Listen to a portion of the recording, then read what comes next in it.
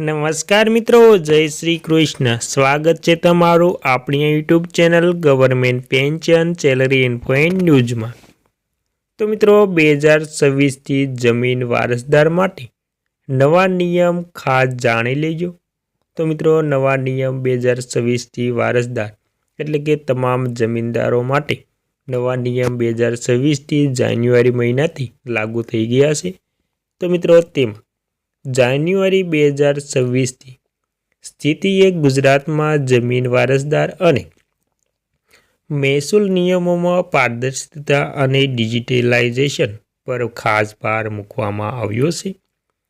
વર્ષ 2026ના નવા અભિગમ મુજબ જમીન વારસદાર નિયમો અને પ્રક્રિયા નીચે મુજબ જણાવેલ છે. તેમાં પહેલું વારસાઈની ઓનલાઈન પ્રક્રિયા.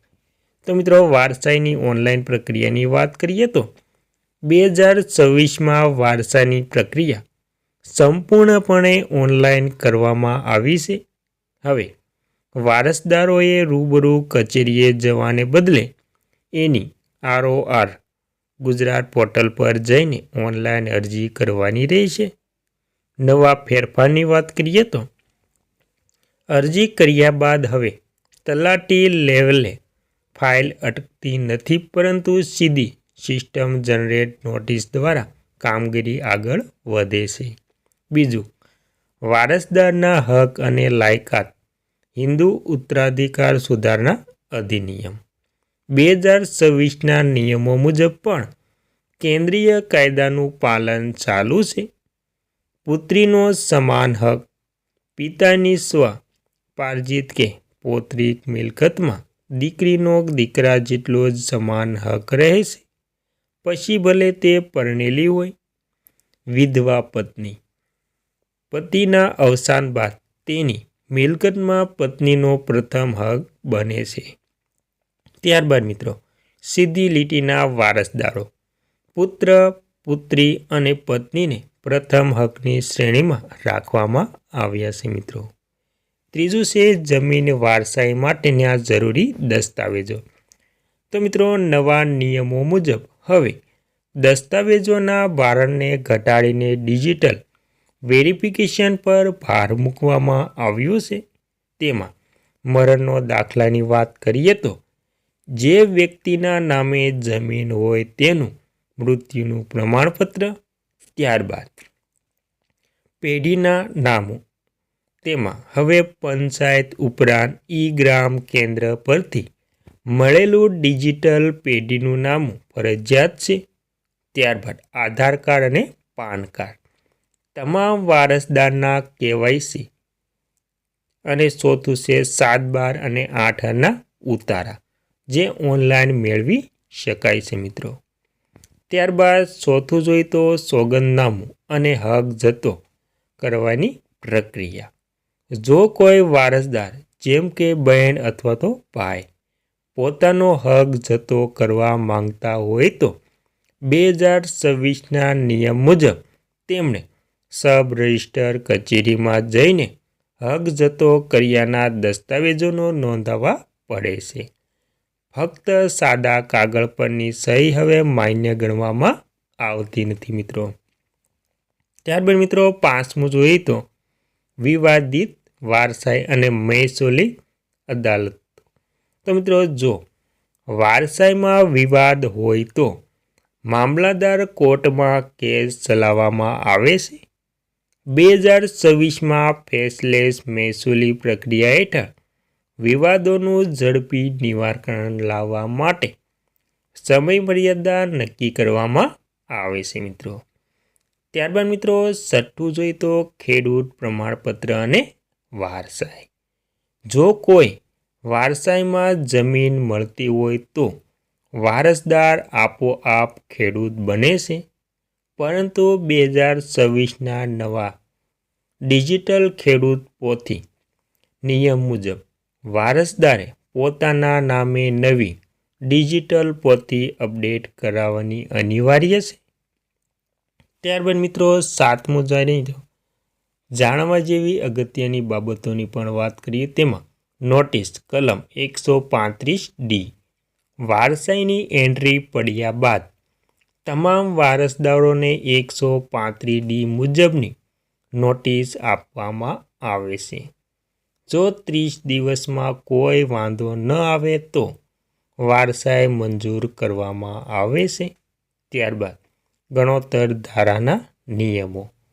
જો જમીન ગણોત્તર ધારા હેઠળની હોય તો વારસદારમાં કલેક્ટરની પૂર્વ મંજૂરીને કેટલીક શરતો તપાસવી જોઈએ મિત્રો.